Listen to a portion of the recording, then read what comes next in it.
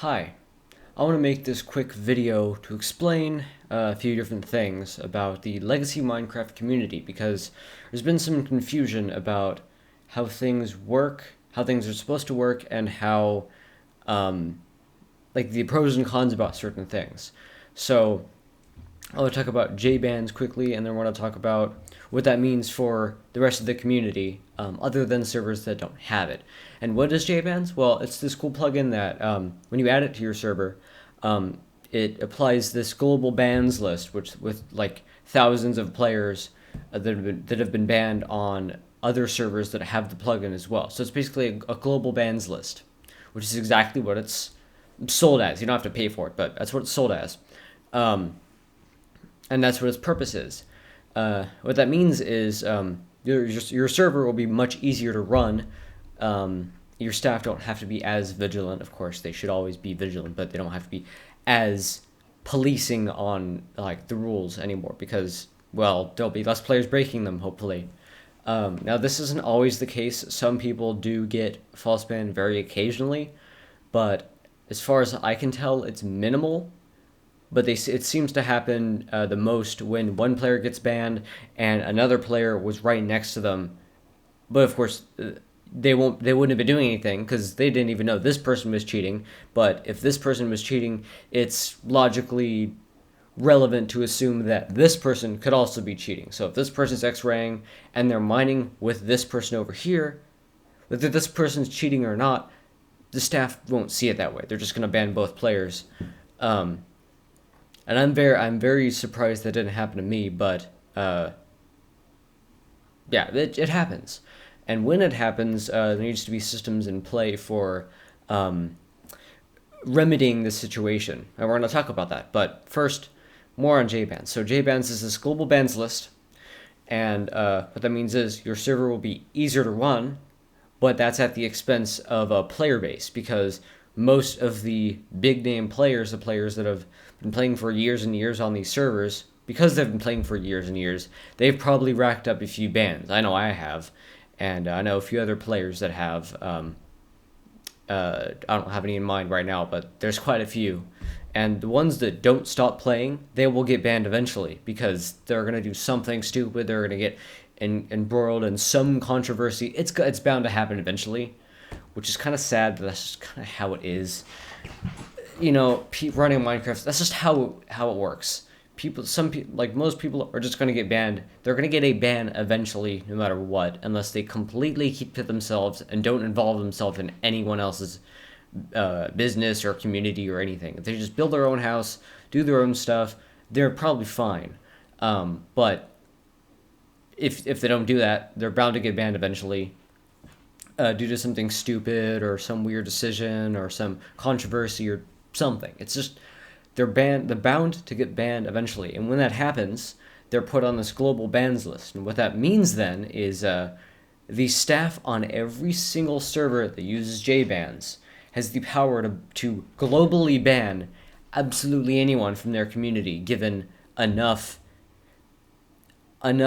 people disliking that one person or enough reasonable evidence, or not even reasonable evidence, just evidence in general. There has to be some way that they can ban every single player in the community, which sounds like a conspiracy, and at some points it kind of is, but usually that's not how it's supposed to work. How it's supposed to work is you have this bans list that is associated with the Minecraft Legacy community. So old versions like before 1.0 and such. I'm sure there's ones after that have JBans, but focusing primarily on the beta versions and a couple alpha versions as well.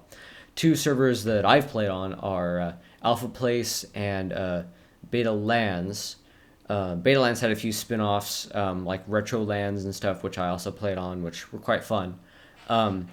Let's see. Retro MC is also part of that.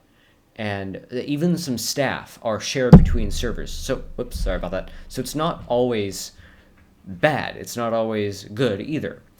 For example, actually, I'm not going to go into any examples. if you've had one of these experiences, you know what I'm talking about. But if you don't, I'm not going to bring it up because that's just going to stir up drama that we don't need any more of that. So let's move on. So JBans is global bans list, and it keeps servers looking cleaner, the chat's cleaner, the world's cleaner, experiences cleaner.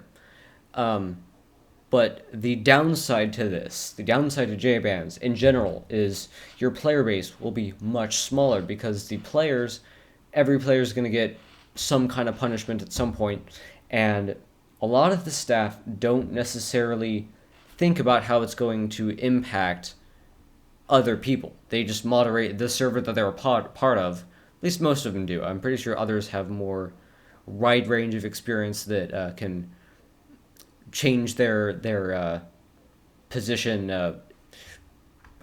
based on that. But for most moderators from the past few years that I've seen, they will generally always permanently ban players if they are, for example, if they're X-raying or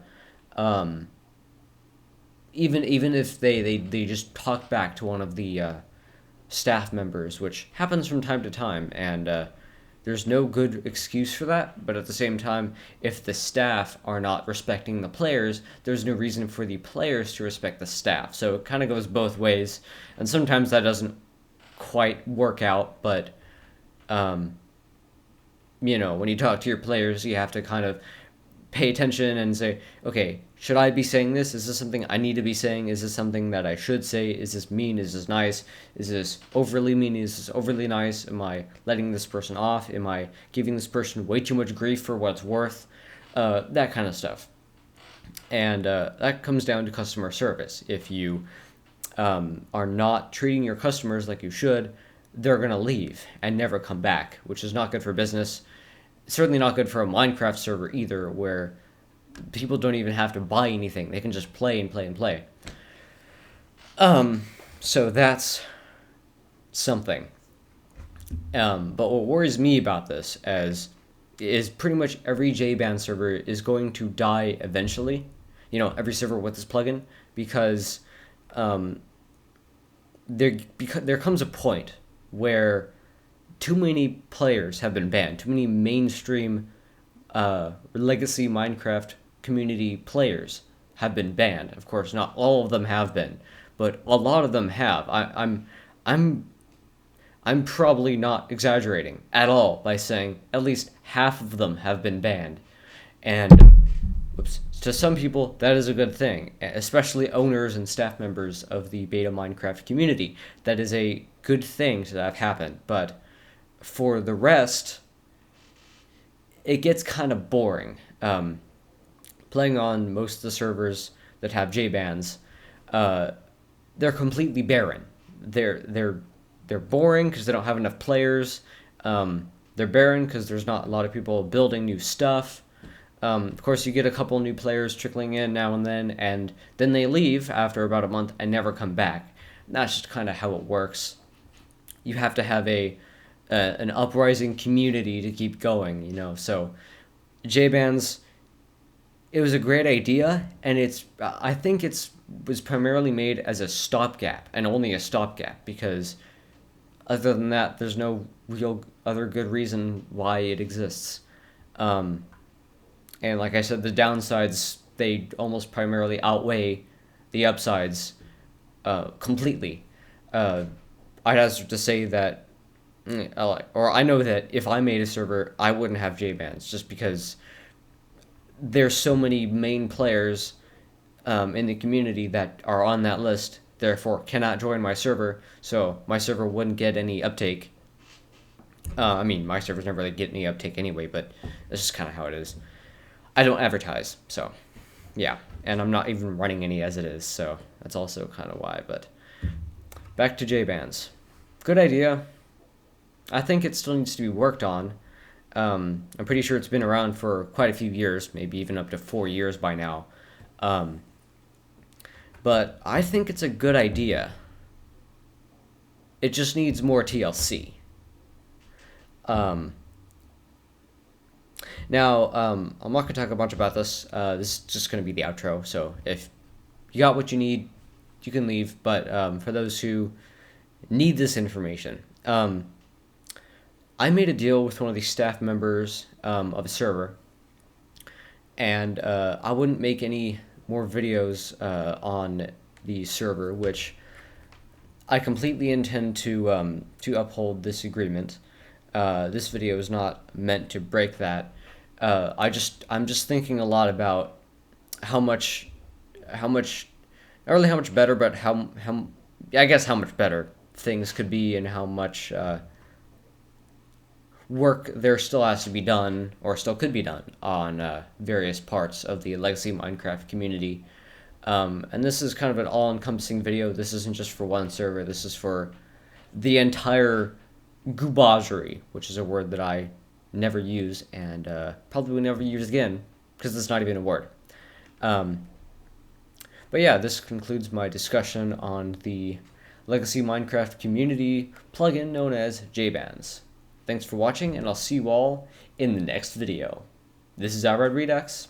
Thanks for watching, and have fun on Minecraft.